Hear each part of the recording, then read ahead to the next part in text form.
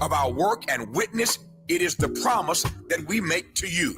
And so we will not move forward with any partnership that misrepresents the facts or undermines the credibility that we have built in love and service to this beloved community. Our commitment remains with the good people of Altadena.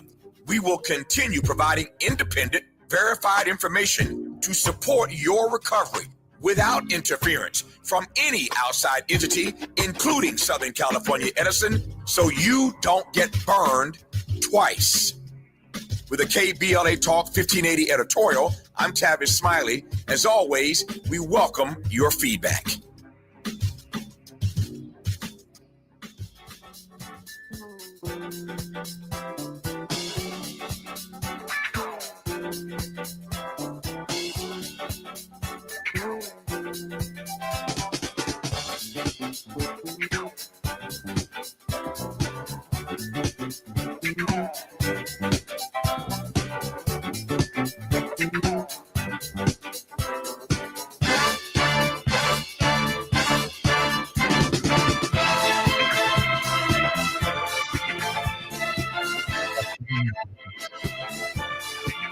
Hey, I'm Jesse Jackson Jr. Welcome forward to the Jesse Jackson Jr. Show on KBLA Talk 1580. What an amazing week we had last week.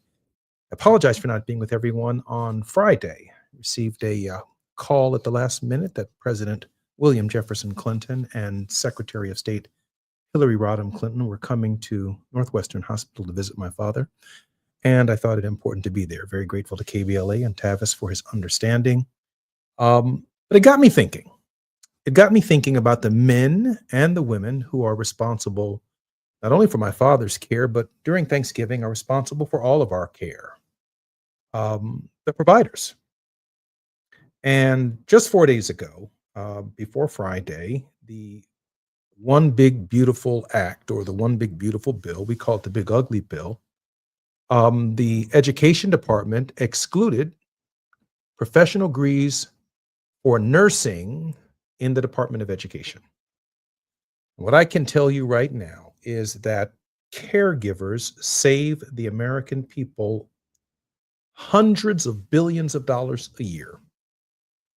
But they are not paid, they are not compensated, they are not even calculated for what not only nurses fundamentally do to protect and strengthen our nation's healthcare system, but those who provide care at home, members of our families, people who are foregoing their own careers to take care of mothers and fathers and loved ones. The One Big Beautiful Act caps undergraduate loans and eliminates the Grad Plus program for graduate and professional students while creating a new repayment assistance plan. They call it the RAP. Under the new plan, only students pursuing a professional, that's in quotes, a professional degree, can borrow up to $50,000 annually. To clarify who can access that money as a professional student, the Department of Education categorized the following programs as professional: medicine, pharmacy, dentistry, optometry, law, veterinary medicine, osteopathic medicine, podiatry, chiropractic, theology, that's interesting, and clinical psychology. Notably excluded from that list, nurse practitioners, along with physician assistants and physical therapists. What does this mean for the nursing student? In simple terms, becoming an advanced practice nurse just got harder and more expensive.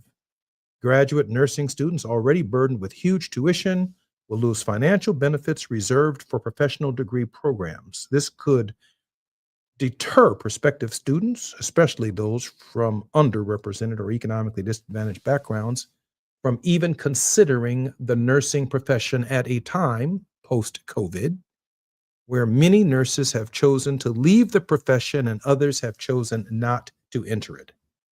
In light of those shortages, the Trump administration and the One Big Beautiful Ugly Bill eliminates nurse practitioners, along with physician assistants and physical therapists, from being able to get the loans necessary to provide services for people who need these services. I'm super sensitive to these issues now when I think about Chris Hodges and Idris and Warrior Shelton and my sister Jackie, and I think about Yusuf And I think about all of my siblings who've been providing care for my father because we simply don't have the resources personally nor the health care to cover the expense associated with this particular illness. So, with that said, our very special guest in the first hour is Antonio Modesto Milan. He is a TEDx speaker, social media strategist, content creator, historian, influencer. Anthony Modesto Milan is an independent fine art and photojournalist photographer based in upstate South Carolina. Anthony is an inaugural fellow at the Greenville Center for Creative Arts and a grant recipient at the Chapman Cultural Center. Anthony's work can be seen in G's Magazine, the Greenville News, and Update Forever. Anthony, welcome forward to the Jesse Jackson Jr. Show. Thank you so much for having me. I'm so grateful to have you back. Thank you for making time out of your very busy schedule to spend just a few moments with us in this first hour or the entire hour. I apologize about that. Anthony, a lot going on this Thanksgiving. We've got a lot to be thankful for. We only have about a minute and a half before we come forward. But your thoughts on the people who are least recognized in the profession of nursing and how important they are to sustaining the nation's health. Yeah, I mean, we went from a pandemic where we called these people heroes, and we were giving them all sorts of rewards and things like that, all sorts of incentives, thanking them for their job. And now, 3 years later, we're telling them that their degrees don't matter, and we're making it harder and more difficult for people. I do think that this is a way to keep women out of these professions. These are professions that are mostly women that are in them. And I think this is part of Project 2025, where they want women in the home. That's really interesting, that patriarchy is a factor in the way in which they're redesigning loan forgiveness programs and loan programs at the federal level to essentially, obviously, we don't have an equal rights amendment in the Constitution of the United States. Obviously, women, just at the turn of the century, got the fundamental right to vote. But this question of equality continues to dog our union. It continues to dog us profession by profession. I'm Jesse Jackson Jr. When we come forward, Antonio Modesto Milan is our very special guest. Anthony, looking forward to our conversation. More on KBLA Talk 1580 when we come forward. While you're stuck in traffic, we can at least bring you up to speed on the news of the day. You're listening to Jesse Jackson Jr. only on KBLA Talk 1580.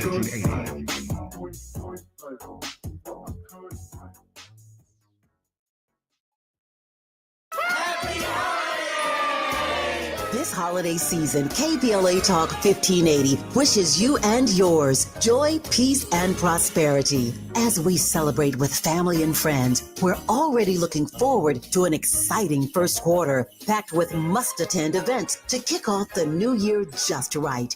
In January, join us for our inaugural Brotherhood Brunch, bringing together community leaders, change makers, and everyday people for inspiration and connection. February means it's time for our signature Black History Month luncheon, a powerful celebration you won't want to miss. And in March, Women's History Month, we're once again hosting our State of Black Women in Los Angeles Symposium and Luncheon, addressing the issues that matter most inside our community. From all of us at KBLA Talk 1580, happy holidays. Stay tuned for more details on these incredible upcoming events. KBLA Talk 1580, your voice, your community, your power.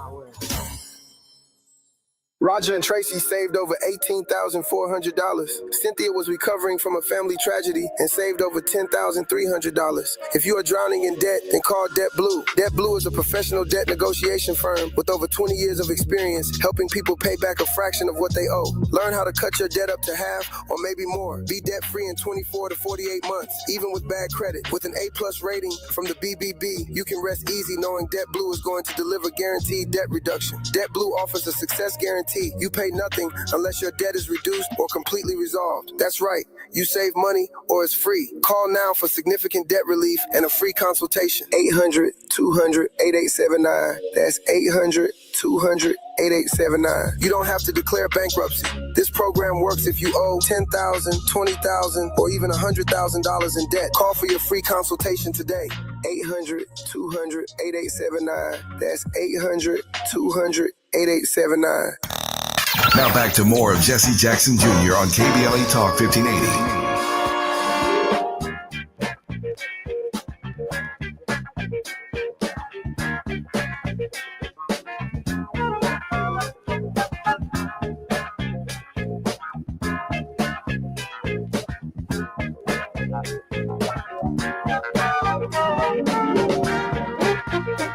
I'm Jesse Jackson Jr. Welcome forward to the Jesse Jackson Jr. Show on KBLA Talk 1580. Our very special guest, Antonio Modesto Milian, also known as Anthony, is our very special guest. Anthony, welcome forward to the show. Thank you for having me, as always. Anthony, quite a different Thanksgiving for many of us who are caregivers. We're trying to sustain our parents. Many people are making very, very difficult decisions during this holiday season. My mother, for example, I have to use her, and thank God for her sacrifice of more than 60 years of her relationship with my father and the trust that they've established. My sister Santita, Jonathan, Yusuf in particular, Jackie, others. We're not professional nurses. And every home where these baby boomers and others are now reaching ages where they need this kind of critical care, we're finding ourselves, and millions of Americans are finding themselves in a position where now we're looking at potential nurse shortages. Either you go to the private sector and find professionals, or you go to the public sector in a hospital and take your loved one there. But now there is a movement to discourage the entire profession by not making the resources available. I want to go to a clip that our producer has established for this moment.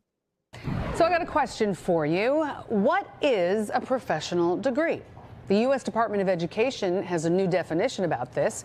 By its new standard, professional degrees include those in medicine, dentistry, and law. But programs for audiologists, physician assistants, and nurses are not considered professional. Charlie Wojciechowski explains what this means for students. Is nursing a profession? New policies from the Trump administration's Department of Education say it isn't. And now, no longer qualifies for the same levels of student aid nursing students have received in the past. Lorna Finnegan is the dean of the Loyola University School of Nursing. To be honest with you, I'm absolutely appalled. This really, now with the demand for nursing outpacing the supply, this is really going to cause people who are thinking about entering the profession to reconsider. For hundreds of thousands of students studying nursing, the funding cuts will be significant, according to the dean of nursing at UIC. Now, student loans are being tied to that definition of a profession. So, for example, if you're in medical school or in dental school or in pharmacy school, you can borrow up to $50,000 a year for your education. If you're in nursing school, you can only borrow up to $20,500 for an education. And many of our more advanced degrees cost significantly more than that. The American Nursing Association says the new policies will hurt its members and reduce the number of nurses in the future. Capping nursing education at $100,000 isn't going to work. So why we cannot have the same amounts as physicians is just unfathomable. The Department of Education did not respond to our request for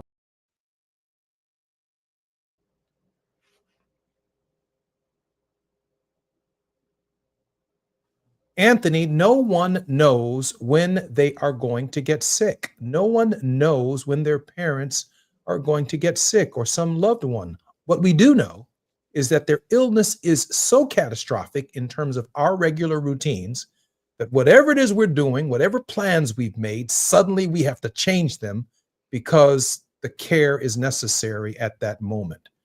How devastating is this idea of cutting these programs for the future of nursing? Yeah. It makes me think about the quality of the nurses that are going to come into the field. You know, right now we have amazing nursing programs. And then it also makes me think of the doctor shortage. We have a serious doctor shortage in America. It's very hard to see an actual physician. A lot of times when you go to the doctor, you'll see a physician's assistant or a nurse practitioner. And now we're being told that those are not professionals. Those are not professional degrees. So what is going to replace the people that want to be in those industries? You know, if you don't have the drive because you can't get the loans, what's going to replace that? What quality is going to replace that? You understand what I'm saying? You know, I think about the shortages of doctors, and there's a whole nother category that I want to focus on, and that is uh, those of us who are not trained at all in nursing, but have to stop what we're doing, and how disruptive that is to the economy. And if you can imagine, multiply that by tens of millions of Americans who have aging loved ones.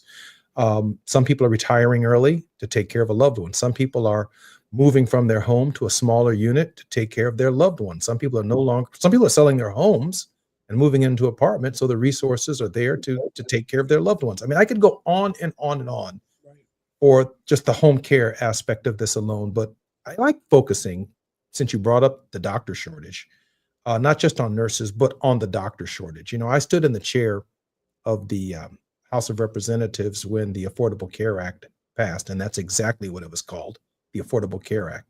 It wasn't called Obamacare. And conservatives, both Democrat and Republican, kept asking the question, how are you all going to pay for this? How are you going to pay for this? And our argument, of course, the response was, we're going to eliminate waste, fraud, and abuse. We're going to look for waste, fraud, and abuse in the system. Well, what did that do? That ended up setting in motion an algorithm at the Department of Justice and at Medicaid and Health and Human Services to find everyone who has ever billed Medicaid or billed Medicare, to find out who are the people who are making the most from Medicare and Medicaid. Well, it turns out that some of these doctors, heart invasive cardiologists, brain surgeons, heart doctors, liver transplant specialists, and nurses who work for small firms and even large hospitals who may have billed Medicare or Medicaid more than they should have paid. More than 70,000 of them now can no longer practice medicine because they were convicted of a paper crime. They did not wake up one day while they were in medical school or their scientific profession saying, hey, I really want to be a crook one day. I really want to find a way to steal. But something got overbilled. In one particular case, Dr. Michael Jones, whom I've had on the show, out of more than 200 patients, the government only found 3 where there's overbilling. And the first thing he said was, hey, I don't handle the accounting for my practice. We'd be happy to pay it back. Thank you for bringing it to our attention. They said, no, sir, we're going to strap you with the felony. And as an invasive cardiologist, he can no longer practice medicine. He is one of the 7, and he's 55 years old. Wow. One of the 70,000 people who can't practice again because Obamacare. Well, actually, the Affordable Care Act, going after waste, fraud, and abuse, cost him his livelihood, his profession, and it takes about 30 years to produce a doctor quite like him. I've been arguing, and my father has even argued, that these 70,000 men and women who paid their debt to society should be pardoned and brought back into the process so that they can do what they do best, and that's save lives in the American system. With that said, let me go back to these nurses for a moment. We're suggesting here that if the incentive is no longer available for people to practice nursing, to go into a profession that was already stigmatized as a profession headed by women, the removal of essentially the loans that make advanced degrees and professionals is profoundly troubling, and it will have a disparate impact on communities of color. Am I correct, Anthony? I 100% agree with you. Yeah, this is going to have disproportionate effects on communities of color. When you look at the access that Black and Brown people don't have already, and the difficulties that Black and Brown people have when it comes to finding medical services. We don't even want to get into specialties. This is going to be catastrophic to Black and Brown communities when it comes to not only finding but also maintaining care. How many people are going to go without now because hospitals can't keep full staff, or hospitals have to close early, or have to close in general? It's really interesting that with the one big nasty bill, as we call it, they are pushing the rural hospitals to close throughout the country. And then on top of that, we have a situation now where the people that are in the hospitals, the backbones of the hospitals, like the nurses, the respiratory therapists, the audiologists, and things like that, are now being told that their degrees aren't professional. It makes me ask the question is, does the Trump administration really want people to have healthy lives, you know? And it really, it's scary that they ran on this platform of Make America Healthy Again, but now their idea of that is stripping away hospitals, making sure hospitals close, and now making sure that the people that work in the hospitals don't have the qualifications or can't get the education necessary to perform their jobs correctly. You know, I'm looking at this list again to clarify who can access that money as a professional student. The Department of Education categorized the following programs as professional. Now listen carefully for the ones that are tied to health and medicine. First, medicine, pharmacy, dentistry, optometry, veterinary medicine, osteopathic medicine, podiatry, chiropractic, theology, and clinical psychology. Now, I'm going to get myself in trouble right here because I have both a law degree and a theological degree from a seminary, Chicago Theological Seminary. But honestly, I paid for my own law school education and I paid for my own tuition to go to the seminary. I did not borrow money to go to law school or to the seminary 35 or 40 years ago. But what I don't understand is why we would take a medical life-saving function out of the loan forgiveness program, but allow law and theology, again, 2 degrees that I have, to be in it, because while law is important, and one could argue that we have enough lawyers, and theology is important, one could argue that there are lots of ministers out here who are trained and need to be trained, but they're not necessarily life-saving professions that are scientific in nature. I mean, I need a nurse to hand my doctor the scalpel when he asks for the scalpel, not a pair of scissors or some clips. They have to know what a scalpel is. Anthony? Yeah, I 100% agree with you. It comes down to patriarchy. They want to send women home. These professions are mostly dominated by women. And one of the main tenets in Project 2025 was to bring back the traditional family. And, you know, if you limit a woman's possibility to get a career for herself, what happens next? You know, there's going to be a spiral effect that goes on there. I also find it really interesting that they're covering costs for veterinarian services, right? Yeah, I didn't want to leave that one out. I just thought that maybe if I was in a terrible situation and I bumped into a veterinarian, we asked for a doctor, someone who at least had some knowledge in biology, a veterinarian Right. might be helpful. It might be But helpful, yeah, but it's not a doctor. Right. Are you really going to tell me? And this is no shade against veterinarians, but if you were in a life-threatening situation or you had to go to a hospital, do you really think that a veterinarian is more qualified to treat you than a nurse? You know what I mean? Absolutely. So it really is one of these situations where did they come up with this? Who gets and who doesn't, you know? And then that's where it comes back when I think about Project 2025 and this whole move towards the quote unquote traditional family. Then you realize, oh, that's where they got it from. Mm, mm. There is so we're high on science here. We're high on conservative law. Now, don't forget, many of these large law schools have already been threatened. They have had to bend their will under the president's mandates and threats about diversity, equity, and inclusion. And so even the profession of law will have fewer women, fewer African Americans, fewer Hispanics, and others in the profession in the future under Project 2025. And there'll be fewer trained African American ministers if they need a $50,000 loan from the Department of Education to pursue seminary and seminary education. So you're left with exactly that, patriarchy. You're left with essentially professions for white males to apply, right? That no one else is being asked to apply for because they're the only ones who can make it past the entrance process for many of these schools. Right. The bigger picture that I wanted to reference is that, we've seen in the federal workplace, 300,000 Black women lose their jobs, right? And if you look at the nursing field, there's been an influx of Black women going into Black and brown women going into the medical field. And for a lot of people, it is a way out of, it's financial freedom. It pays well.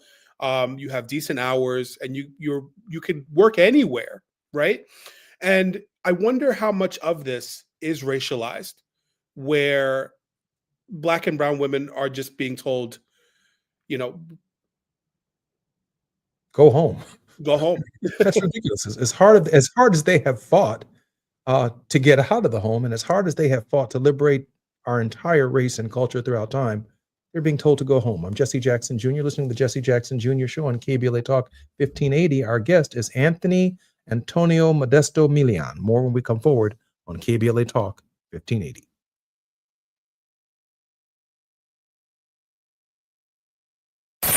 The biggest names, the best conversations. You're riding with Jesse Jackson Jr. on KBLA Talk 1580.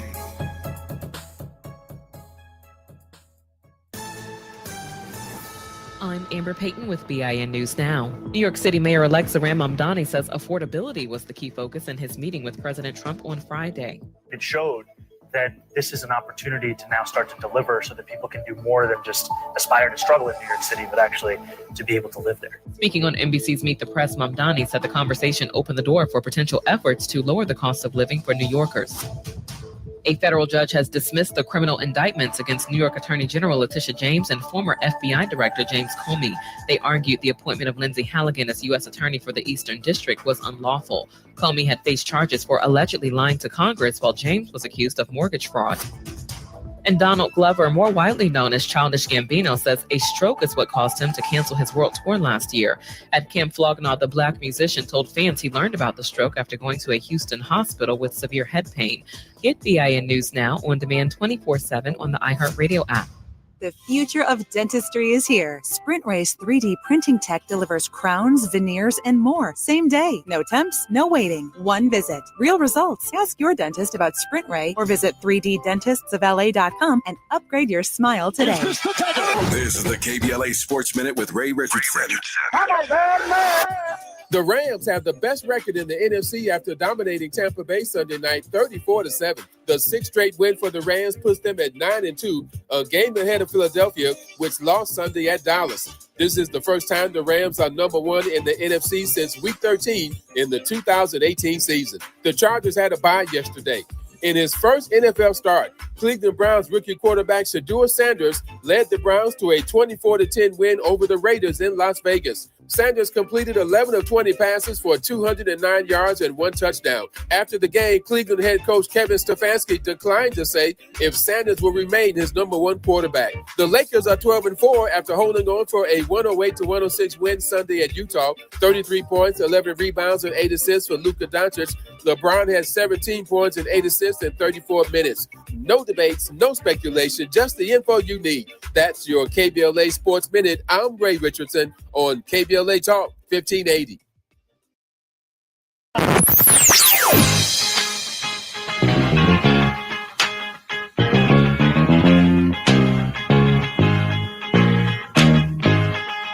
This is KBLA Talk 1580. Talk radio. That's music to your ears.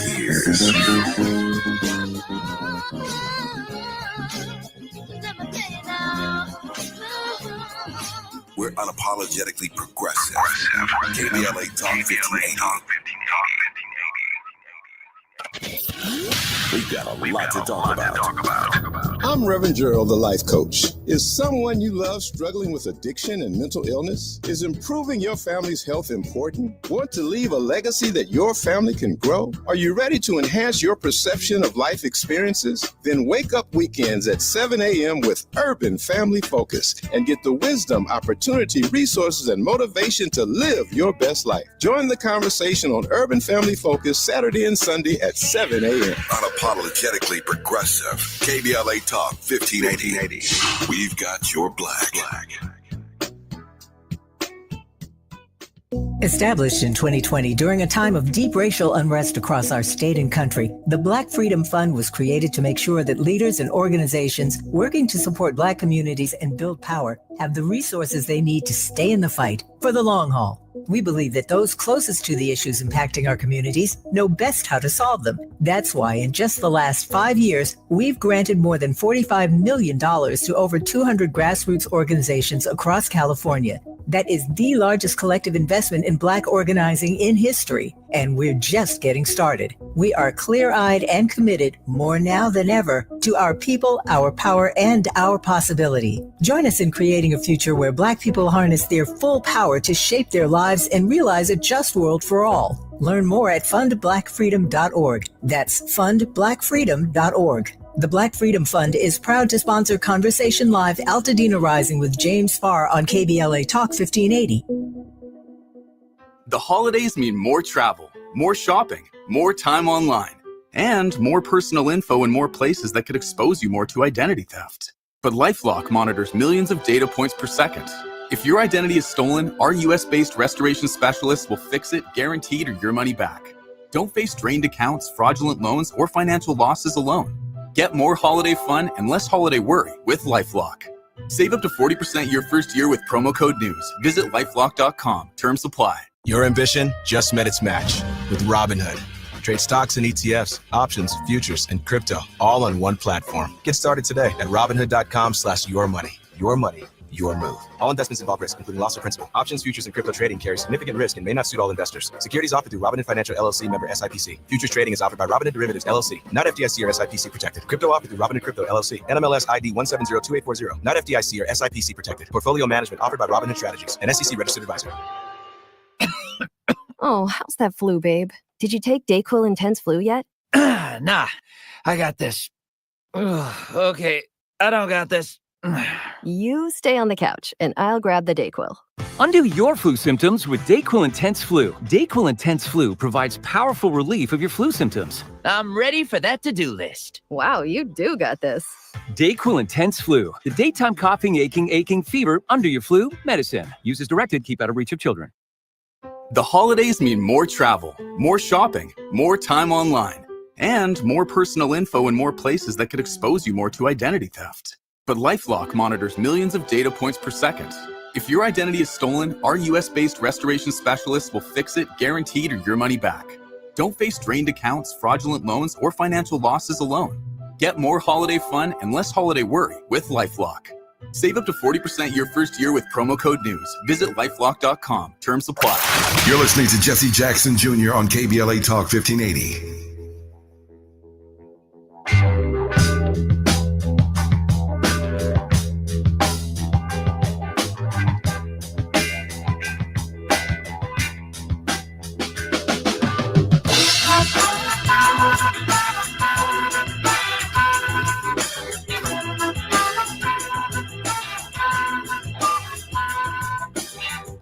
I'm Jesse Jackson Jr. Looking forward to Jesse Jackson Jr. show on KBLA Talk 1580. I do want to take this opportunity to thank everyone who has been praying for my family and praying for my father during this ailment and during this phase of his life. Vibration and the spirit energy from prayer, it really does work. And I think Nikola Tesla may have actually figured out something about the capacity of human unity and prayer and its capacity to actually affect the physical environment. He actually believed that after he founded and discovered the ionosphere and how much electricity and free power actually circumnavigated the globe itself, and the fact that he called the brain a receiver in the universe. That's all it is a receiver connected to the central nervous system. And somehow the brain itself is an antenna connected to the planet. That the resonating chamber of the human brain is somewhere between 3.5 and 4 megahertz. And so to be in vibration, to be in tune, you can tell when you're getting a good night's sleep, you're probably within the range of vibration.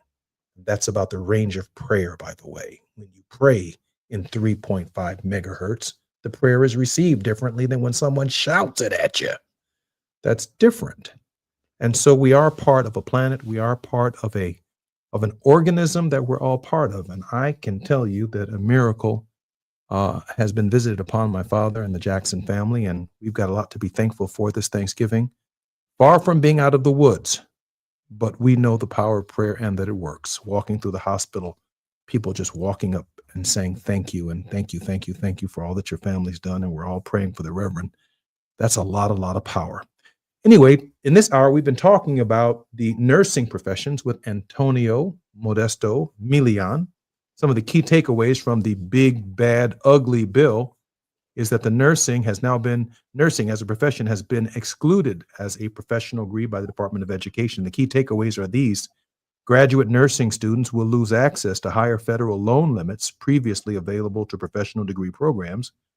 Nursing students will be excluded from certain loan forgiveness programs reserved for professional degrees. They're already not paid enough, and now we're telling them that they have to be responsible for loans that they received in order to help us when we get sick. Tell me why the federal government shouldn't wipe that out. These changes create, finally, significant financial obstacles for students pursuing advanced nursing degrees in education.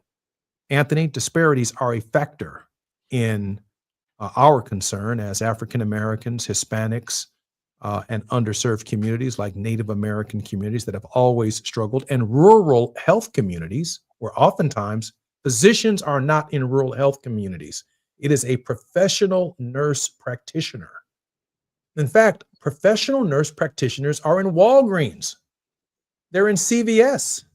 During the COVID, there wasn't a medical doctor who was giving you your vaccination. It was a nurse, a professional nurse practitioner who would respond to the pandemic because they were far more plentiful than there were medical doctors. Anthony, bad news for public health overall.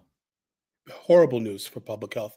And to your point, when it comes to medical professionals in schools, those are nurses, again, during the pandemic, like to harp on your point, we were seeing nurse practitioners giving out prescriptions, basically doing basic things to make sure that, people survived, right? And I wonder where the change happened, where these people went from heroes to suddenly not mattering at all. And it really, it makes me wonder, who is in charge of doing this? What happened? Where was the change? Because I see so many people that are so confused by this. You understand what I'm saying? Yeah, the question is, how did we get from, and I don't want to peep a card on something I'm working on pretty big tomorrow. How do we get from the caring economy to the uncaring economy? Yeah. How do we get there? I mean, we were supposed to be a nation that was based upon the idea that we care for our neighbor. Certainly the early Americans felt that way. And obviously there were complications that included the genocide against Native Americans, the enslavement of Africans, and ultimately African Americans. I remind people all the time on the show that from 1619 to 1776, we lived under a king, and we've never forgotten it. But what made our journey far more different than those Americans who celebrated on July 4th, 1776, the nation's independence, and then the Constitution on September 17th, 1787, was this. We would continue to live 15 more presidents under slavery. So it doesn't matter if it's oligarchy, authoritarianism, or the republic. It just hasn't done right by us. And now we're looking at professions as our aging parents begin to age, and more and more Americans need care. And they live in assisted living facilities, and they live in these facilities in our communities of senior housing where nurses come by, and many nurses are also the administrators and professionals at these facilities because the aging population is there and they can provide kind of pro bono and free services and make recommendations. I mean, it's devastating to what fractured Black healthcare represents in its present state. Right. And I wonder how much of this was meant to harm communities of color and underserved communities. And you asked the question, whatever happened to the caring economy? And I really have to, think about that and wonder if we really ever had one. This is a very dog eat dog country. Either you get it and you have it, or you don't. And it really, what we're seeing now is that this dog eat dog economy is coming into the mainstream, and it's affecting professions that were meant to curb the distress of not having. And so it really is making me wonder. The caring economy is no longer there, and we have a president who doesn't care at all. So when you think about the elimination of diversity and equity and inclusion, and the Justice Department itself saying that it will come after these programs when they see them, we're talking about fewer Black doctors, fewer Hispanic doctors, fewer female doctors going into the future. Now we're looking at fewer nurses going into the future. And some of them are even challenging, the idea that we are not capable of providing these services for our own people, in terms of preparing, where all of the evidence suggests from the Institute of Medicine report that if you are an African-American doctor or Hispanic doctor, you end up working in African-American and Hispanic communities where the underserved take place. These white male doctors do not end up in our communities providing services. And so these are deeply troubling times. I'm Jesse Jackson Jr. We are listening to the Jesse Jackson Jr. Show on KBLA Talk 1580. We're looking at caregivers. We're looking at the men and women behind the physicians who help provide critical services in areas that we are unfamiliar with love, with care, with hope, and with determination. We need them as an army in the healthcare professions. I'm Jesse Jackson Jr. More when we come forward on KBLA Talk 1580. While you're stuck in traffic, we can at least bring you up to speed on the news of the day. You're listening to Jesse Jackson Jr. only on KBLA Talk 1580.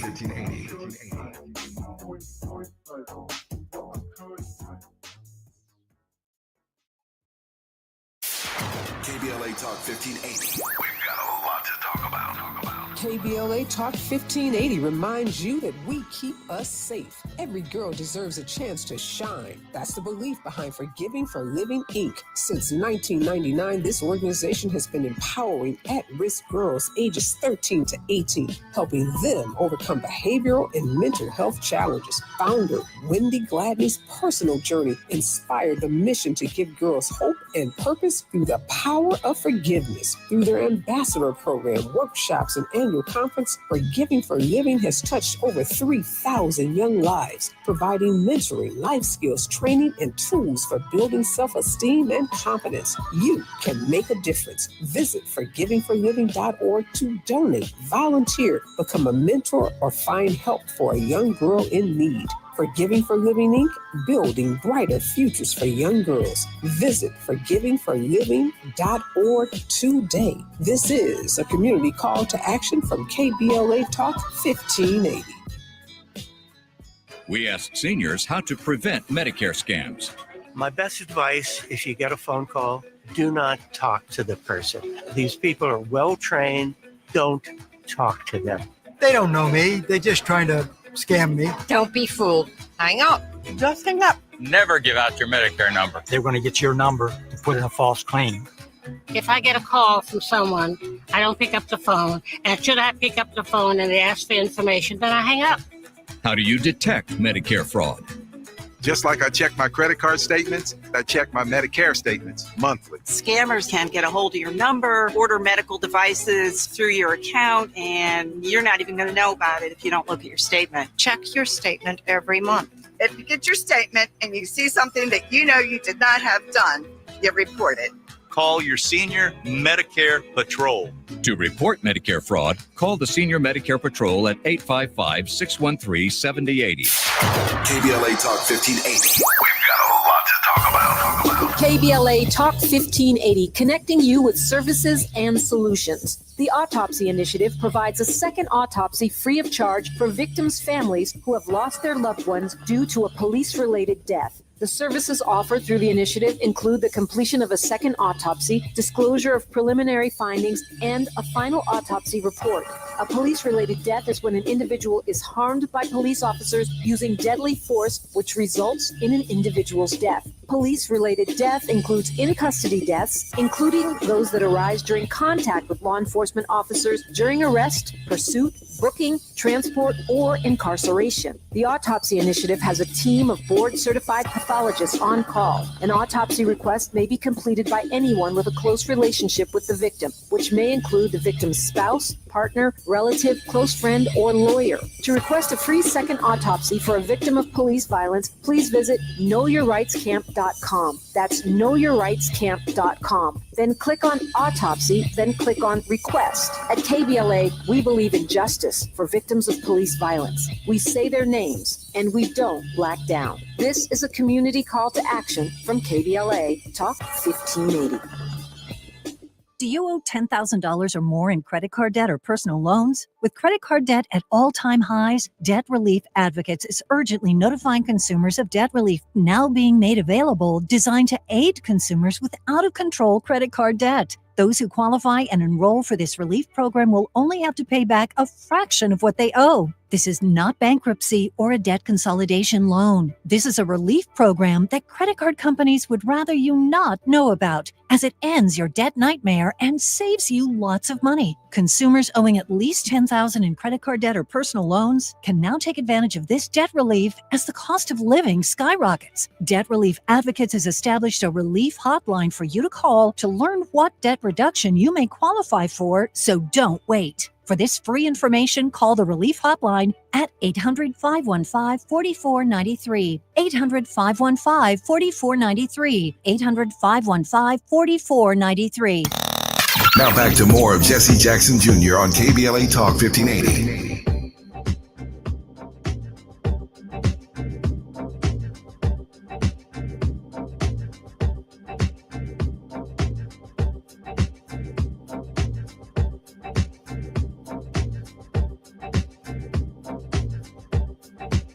I'm Jesse Jackson Jr. Welcome forward to the Jesse Jackson Jr. Show on KBLA Talk 1580. Our very special guest, Anthony Modesto Mulian, is our very special guest. I made an introduction of him at the beginning of the program, but I want to go to some of our communications that we're receiving from listeners. Boozy Latham says, I live in a rural area. When you go to the hospital, they send you to these new mega hospitals in the major cities, overwhelming the system. Sandra Davis says, what I don't understand is how all of you all cannot see that these men that are in office are gearing their policies and laws toward Christianity and running the country as believers in God. Well, for me, that's a simple answer. They believe in the Christian right, and they also believe that Christianity is white. And so they don't necessarily see all of us in around that table that we'll be talking about in the next hour with the author of Staying at the Table. Reverend Dr. Teresa Hord Owens is our guest in the next hour. And I want to turn, Anthony, if I might, for a moment to rural health, because our brothers and sisters in the red parts of our country are also going to experience nurse and nurse practitioner shortages as well. Is it your thoughts that they might be experiencing some buyer remorse, given that they are increasingly living further and